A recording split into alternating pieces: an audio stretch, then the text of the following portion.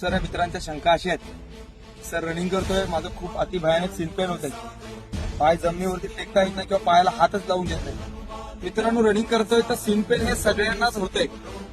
एक चांगला शूज वापरा आणि रोडवरती रनिंग करणं टाळा आणि ग्राउंडवरती रनिंग करा.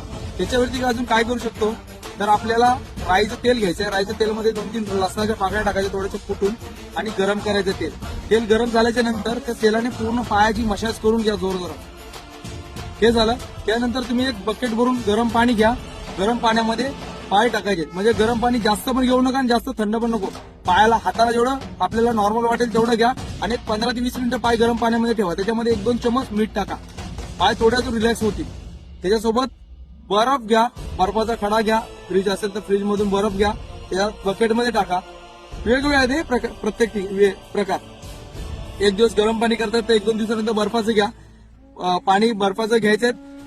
जेवढा बर्फ असणार तेवढंच तुम्हाला पाणी घ्यायचं आणि 20-25 मिनिटं पाय पाण्यामध्ये ठेवून द्या. मित्रांनो, रिलॅक्स वाटून जाईल तुम्हाला. पाय दुसऱ्या दिवशी रनिंग एकदम चांगलं होऊन जाईल.